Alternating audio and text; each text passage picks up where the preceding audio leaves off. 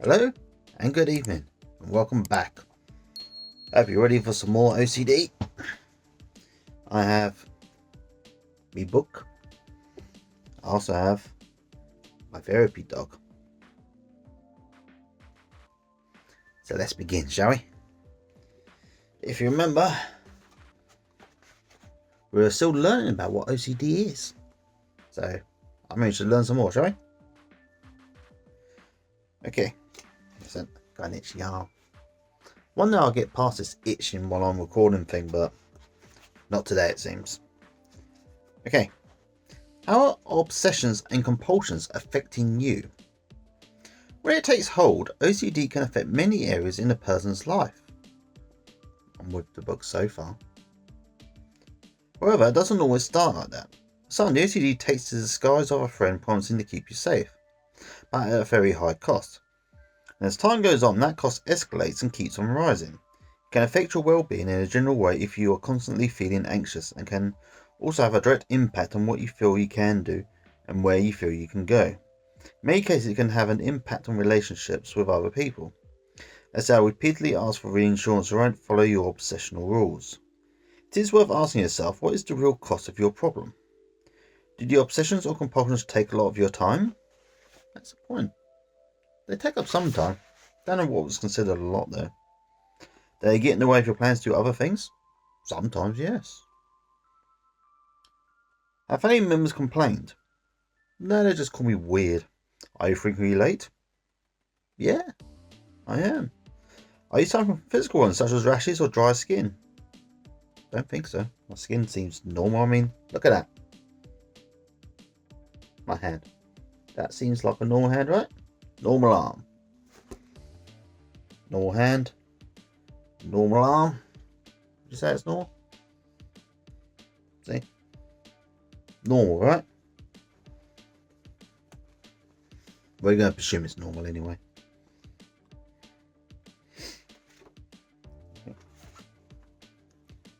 Okay. Are you spending a lot of money replacing contaminated things or buying clean products? No, I'm not. Perhaps you have decided not to take on a more challenging role, of course, as these would be hard to manage around your obsessions and compulsions. I do technically stop myself from challenging myself because, the fear of messing up, but don't know what else to say about those people. You may have even decided not to have a relationship or not to have children due to fears and worries related to OCD. Yeah, that actually is true. I've decided not to have relationships because I don't see myself as likable. If I'm honest, I haven't had kids. Well, the main reason I don't have kids is because I've been careful. I've always used protection, as they say. So I don't have kids. But if I'm being honest, there's this fear that I'd be a terrible parent. Absolutely terrible. Not through neglect or anything, but just because I'm an idiot. 40 now, so if I do want kids, I should really get on with it. I mean, technically I could make kids well into my 80s and 90s as long as I can still, But to actually see the kid grow up is a whole different thing.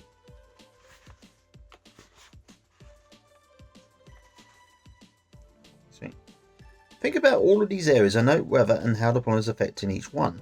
Time, money, ability to have emotional and physical intimacy, family members and friends, job/education. If the description of obsessions and compulsions fit with things that you are thinking and doing, it is possible that you may have OCD on some level. The clinical diagnosis of OCD is given when people have obsessions or compulsions that significantly interfere with their lives, and it's the level of interference which is key. Usually this means that people are particularly troubled or spend a lot of time on their obsessions and compulsions. However, many people have symptoms of OCD at a lower level which can still cause some interference and inconvenience. The symptoms may increase if their circumstances change and they experience more stresses in their lives.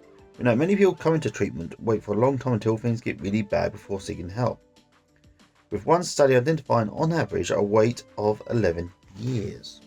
Excuse me. No dishes. 11 years, that's a long time. It's like a decade plus one. Understanding the nature of OCD can help prevent the problem growing, and as you will see, you can use the techniques in this book. even if you have low levels of the problem or if you have recovered. There you go, people. Even if you have recovered, buy the book anyway. It's pretty good so far, I think.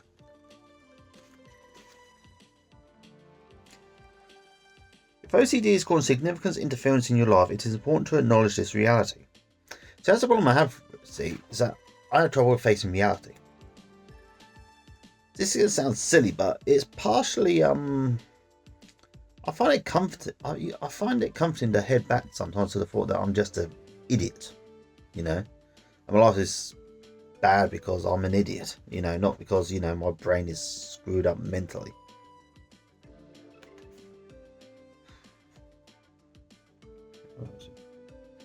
Even if this is difficult, which it is, sorry, but I'm trying to hold the camera so, but I'm trying to hold a selfie stick and the book at the same time.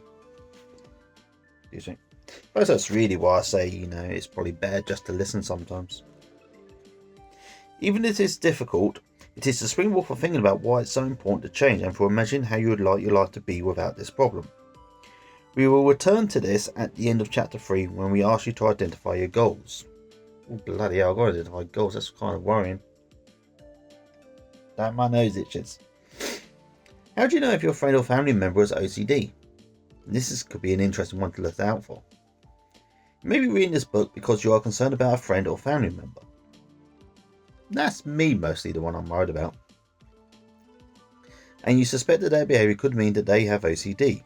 It is often the case that family and friends are aware of the anxiety, distress and impairment caused by the problem, even if the particular obsessions and compulsions are well hidden.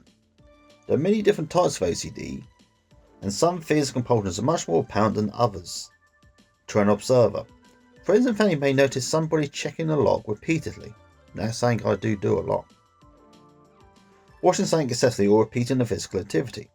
Less obvious are mental rituals like replacing bad thoughts with good ones, saying a silent prayer or self-reassurance. You may have noticed your friend or family member being very quiet in certain situations, or saying something under their breath. However, there are many compulsions and reactions driven by OCD that can be going on in the person's mind without anyone else knowing. Another very important issue is that due to the shame and secrecy that surrounds OCD, people can become very good at hiding their symptoms. That's called masking. Little fact for you. People with OCD can become very skilled at generating subtle excuses so they can avoid situations where their problem will be worse. General stigma of mental health problems may also stop people from talking about their difficulties. It's useful to remember that for these reasons, OCD can sometimes be difficult to spot. However, if OCD is around, you have probably noticed its effects, even if they are subtle. In the table below, we give a range of examples of what family and friends may notice in the behaviour of a loved one, how it might be related to certain forms of OCD. Reading further into this book, it will become clear how and why each one of these can result from obsessional fears. So, what, little itch? Okay, so we've got a little thing here where they give examples. See, I'll be reading these so you don't really need to look at them. So we have 2 columns. First one is what family and friends may notice. The other examples of forms of OCD that often result in this behaviour. So let's go. They're frequently late. Examples. Various forms of OCD involve lengthy checking, washing / other rituals. What family and friends might notice. They find it very difficult to delegate tasks that might involve risk, as with locking the back door or delegate all such tasks to another person. Examples. Various forms of OCD, often checking OCD. No idea what that means, but carry on. I shall carry on. What family and friends may notice. They find everyday tasks such as driving, cooking dinner, very difficult to delegate them for unknown reasons. Now I'm the opposite. I'm fine with driving. I'm okay with it. And I'm pretty good at cooking too. It also says, various forms of OCD, for example, if you accidentally poison someone, can lead to the avoidance of cooking. Now, that's something I wish I never would, because I'm going to think about that next time I cook food. What family may notice. They ask for reassurance. They ask you for reassurance regularly. Potentially all forms of OCD, an explicit example would be asking for reassurance that their door is shut. the check-in OCD. More satisfying would be frequent phone calls to check that you are okay. OCD relating to an inflated sense of responsibility for your safety. What family friends may notice? They are anxious, irritable, or angry if you interrupt their routine or break their rules. Oh god, yes, I'm like this sometimes. Sometimes I'll be doing something and, the slightest little interruption just freak me out like that. Really can. Potentially all forms of OCD. An example would be some with extensive washing rituals that are carried out in a certain order to avoid contamination from one body part to the next. To interrupt or interfere in this ritual would mean that they would lose track of contamination, would have to start the lengthy process again. Yeah, I get that. What may be noticed? They avoid particular places or being with particular people or categories of people. Example, children or the elderly. Potentially all forms of OCD, for example, some with intrusive thoughts of harm towards vulnerable people. What may be noticed? They repeat routine activities trying to get them exactly right or perfect. Example, writing an email or letter. Various forms of OCD, including where things need to feel right. What may be noticed? They ask you to follow particular rules that don't seem to make sense or be necessary. For example, everyone has to change their clothes when they come into the house. I used to date someone like that. They had indoor clothes and outdoor clothes, and the moment you came indoors, you had to get straight into your indoor clothes. And there was no exceptions to that rule.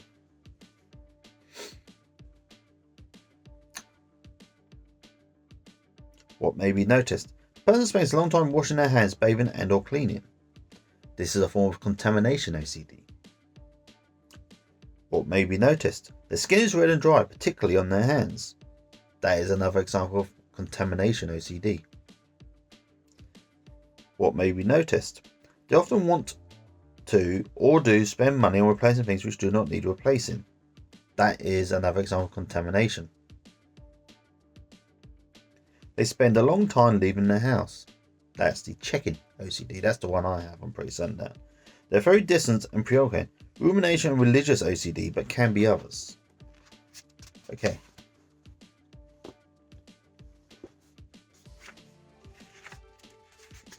Okay, continue with the chapter, people. We're doing good. Excuse me. Okay.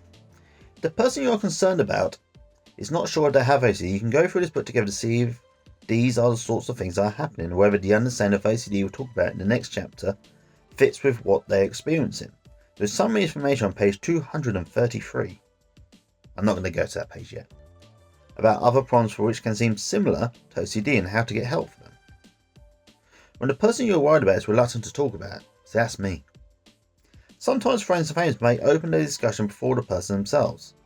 Sometimes things get to such a point that they feel forced to do so. There are two main reasons that people may not recognise the problem or seek help in the early stages. For some people, OCD can seem like a helpful friend. At first, it may give them a sense of control in difficult circumstances. What can start as normal behaviours can then gradually become excessive and harmful. Others may be very afraid of what is going through their mind and have no other way to make sense of it than that they are bad, mad, or dangerous. This horrible fear may stop them disclosing the problem to anyone, even as their love will feel the consequences. Now, this is me. I've been afraid to talk about this stuff my entire life. Simply for that fear, because I don't want people to think I'm mental. I mean, it's funny really, because I say I don't care what people think, but I do. I really do.